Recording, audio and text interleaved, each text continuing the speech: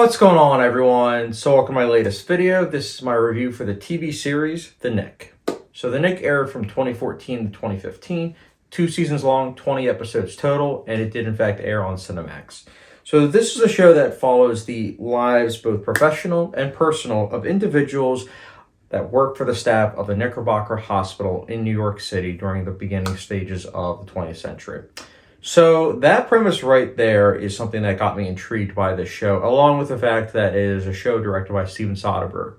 Now, Steven Soderbergh is a director I greatly admire, so much so that I did, in fact, actually watch all of his films, and that is something that made me stumble across this TV show. Because Steven Soderbergh is someone that's best known for films. So when I saw that he not only directed some episodes, he directed all the episodes, and he also did the cinematography for the show, I was like, okay, I'm all in. I got to check this show out. And I have to say, this was a good show. And I say good because I didn't love it. I didn't think it was great, but it's definitely a show that I think is good and worth at least a one-time viewing. I will say that for me, the 3 characters that I found the most interesting were Clive Owen's character, who plays Dr.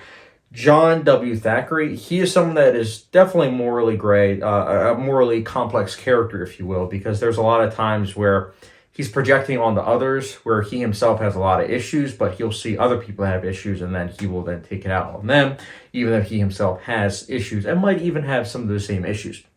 It's something that I found to be quite fascinating. And then the juxtaposition of him is we have Andre Holland, who plays Dr. Algernon Edwards. Now, he is someone that Andre Holland is someone I've seen in many other films, specifically Moonlight. I thought he did a great job in Moonlight with the brief time that he had. But here, he's given a lot to work with, and I think he did such a great job. And I think that the scenes that are especially effective are when he goes head-to-head with Clive Owen. I think that those scenes work really, really well.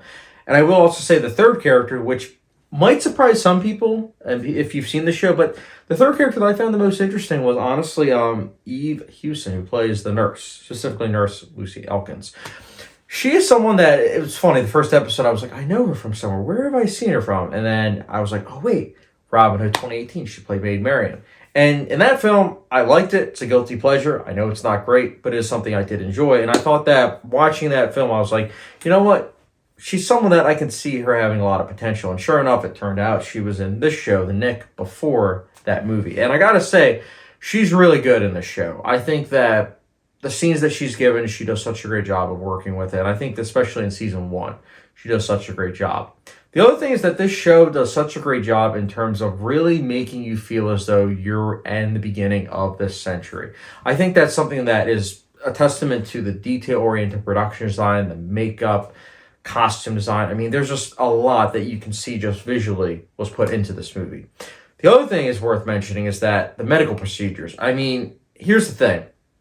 This might sound odd considering if you've seen the shelves of movies that I own, it's like, wait a minute, this is violent, this is violent. But when it comes to medical stuff, sometimes I'm not able to really handle it in films and TV shows, specifically if they talk about the procedures whilst at the same time doing it. And that's something that this show, in fact, did. And that's why I didn't really binge watch the show. It was more of like I watched an episode here or there, because a lot of times I'll watch TV shows, whether it's, waking up in the morning, and eating breakfast, or, later on at night, watching something while eating dinner. But I couldn't really do that because funny story. I'm going to promise I'm going to not get sidetracked. But there was one episode in particular where it was fine. There wasn't really any medical procedure. So I said, you know what? Screw it.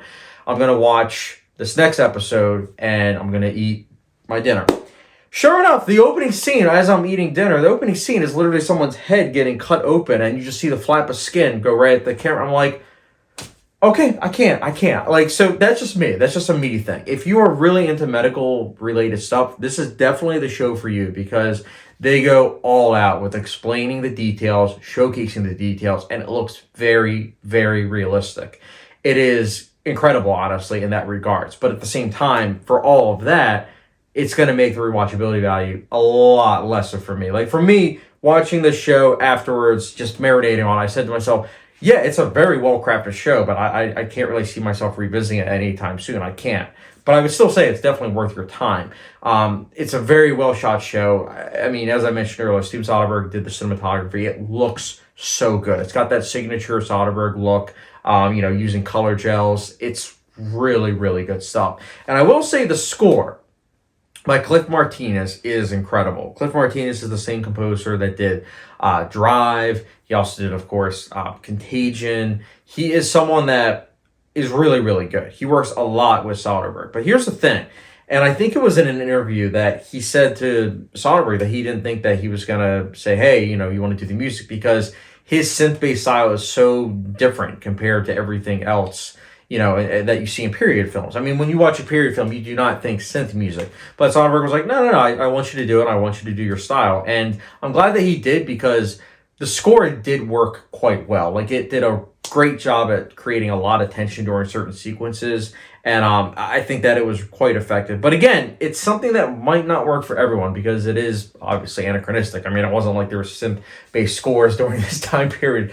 But still, I liked it. I think it's a bold stylistic choice that works quite well with what this show is going for. But yeah, from a filmmaking perspective, it's really good. From an entertainment perspective, it definitely is something that it's not quite as entertaining for me personally. But I'm glad that I checked the show out. And I definitely say check it out, especially if you are into medical-related stuff. And I will also say this. I think for me, my favorite episode might be the season 1 finale, because the last shot, they have it where, again, no spoilers, but they have it where one character goes from one drug to another drug, but he doesn't realize that he's going from one bad drug to another bad drug. And I think that it is something that is truly effective, and it showcases how, over time, that's when we realize about certain things that whether are good or bad for us. And I think that that's something that also this show really puts into perspective of, making me intrigued by. So it's an interesting show.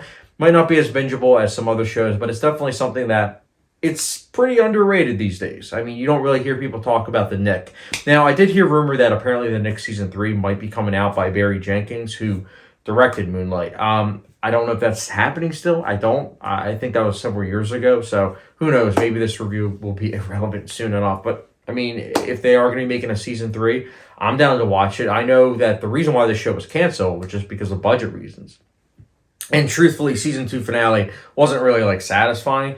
But, I'm more than welcome to the idea of a season 3 if it is coming out. But as it stands, the Knick season 1 and 2, I personally will be giving a...